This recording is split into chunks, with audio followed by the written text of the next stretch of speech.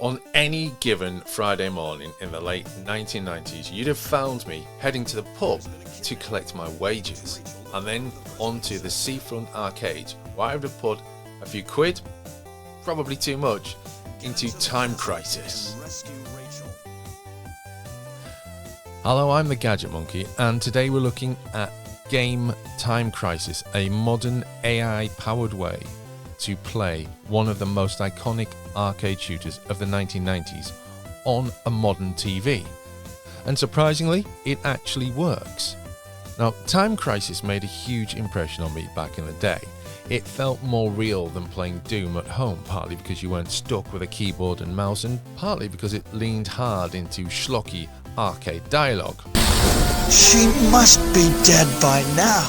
Delivered with total commitment. I respect that. The problem is, the original Time Crisis arcade machines have been absolutely battered over the years. Even the well-maintained ones tend to have dodgy guns, unresponsive pedals, or coin slots that just don't want to know. And since I haven't had the pleasure of trying the arcade 1-up cabinet, this Tassei Denki project, funded via Kickstarter and released as Game Time Crisis, seems like the best modern alternative, especially since I can keep it in a box. So, this is a compact home console with an AI camera-based light gun, designed specifically to work with modern TVs because traditional light guns and LCDs simply don't mix. And that's the big hook here. CRT TVs, fine. Modern TVs, traditional light guns are useless. That's how it is. So instead, these guns use cameras and onboard processing to track where you're aiming and send that data to the console in real time. But the question is, does it feel right? We'll get to that. Now, I'm reviewing the Game Ultimate Edition, which was limited to just 200 sets. Inside the box, you get the console unit, 2 light guns with 3-meter cables, a pedal also with a 3-meter cable, HDMI cable, power cable, instruction manual, plus a bunch of collectibles, a pin badge, diorama stand, and Kickstarter exclusives. Now, what's interesting is that the marketing doesn't really make it clear that everything runs from a dedicated console, but it does. There's no option here to run it on Nintendo Switch or Xbox or PlayStation. You've got this dedicated Time Crisis console, which comes with 4 games: Time Crisis, Point Blank, Steel Gunner, and Steel Gunner 2. Now, we don't know much about the console hardware. It appears to be running some version of Android, very stripped back, so probably on a par with a standard tablet. The guns are what's doing the heavy lifting here, however. Now, on the UK and EU editions, the guns are blue and orange with a built-in camera, a rumble solenoid, and a reset button that might save you during calibration. The original Japanese versions, they're in black. Now, unboxing, this is a really pleasurable experience. Everything is logically laid out. The first tray lets you get playing quickly with the console and the gun. The second tray adds the pedal and the second gun, if you're ready for them. I like it. Now, here's a clever part about the AI light guns. Each gun has a camera in the barrel connected to internal processing that figures out where you're aiming. That data is then sent to the console, to the game, all in a fraction of a second. Going into this, latency was my biggest concern, but there's virtually none. It feels remarkably close to the original arcade experience. However, and this is important, calibration can be a deal breaker. You must calibrate the guns before you can play, and there's a physical limitation here to factor in. If you've got a very large TV in a small room, you might not be able to calibrate properly unless you're practically standing in the hallway. There's a recommended distance to screen ratio explained in the instruction booklet, but I really think that info should be clearly printed on the box. And this is why the cables are so long. At 3 meters, that's much longer than you would normally expect to get on any cable. Now, in my case, a 46-inch TV just works, but my sofa is tight against my calves, and moving it creates other problems like how does anyone leave the room? So that's where we are with that.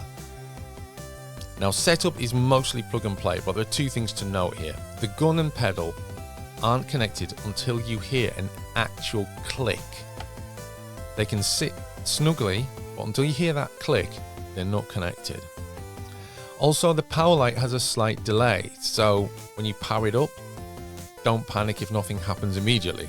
It's minor stuff, but it's worth knowing. We're used to LEDs coming on instantaneously when we hit our power button, but that doesn't happen here. So, do the AI light guns work? Yes, absolutely yes. They're not perfect, but neither were the originals, and the fact you can recalibrate them is a huge win. That also makes the whole system genuinely portable. The console itself is about the size of a CD case, and while the guns are obviously the stars here, the overall package is solid. The guns have good heft, accuracy is strong, as long as you're consistent with your stance, and the pedal works brilliantly in single player mode. Now, there is a compromise here. Time Crisis is only single player. Steel Gunner and Steel Gunner 2, they're both 2-player. But Time Crisis, you're only getting the single player experience. You can use it with or without the pedal. The standard edition doesn't come with a pedal. There is a button on the gun for the cover/reload function. Initially, I struggled to land consecutive shots on the same target, especially noticeable in Time Crisis and Point Blank, and it turns out that was entirely my fault. You see, each gun's camera ships with a protective label over the lens, and while I thought I'd removed it, one of the guns still had a tiny red tinted adhesive layer over its camera, and it was still there a month later. But once that came off, let's just say my aim improved dramatically. This is an excellent modern representation of Time Crisis. Point Blank isn't really my thing, it's basically duck shoot on steroids. And the Steel Gunner games are fine, they're nice to have, they're better than, say, Operation Wolf, more enjoyable, but they're kind of forgettable when you put them next to Time Crisis. It's one of the defining arcade games of the 1990s, and the fact that it's still playable in some arcades today says everything. If this game powered up your adrenaline back in the day and a full arcade cabinet is either too expensive or too impractical, then this is a fantastic alternative. I'd much rather have this than a giant box in the corner that I can rarely play on. There are two key downsides to the Time Crisis console from game. The first is the obvious one, it's single player, and that is, it feels wrong in this day and age that it should be single player, given that the guns have a reload button on them. It should be 2-player, it's not 2-player, I can't understand why it's not 2-player. The only other real downside is that these AI light guns are locked to the Time Crisis console. It would be incredible if these guns could eventually work with other systems, and perhaps that's on Tassei Denki's roadmap. But in the meantime, I've got Time Crisis in my home gaming collection in 2026, and that makes me happy. Action. If you've enjoyed this video, hit like, hit subscribe for notifications of new videos, and tell me, did you spend way too much on Time Crisis in the 1990s?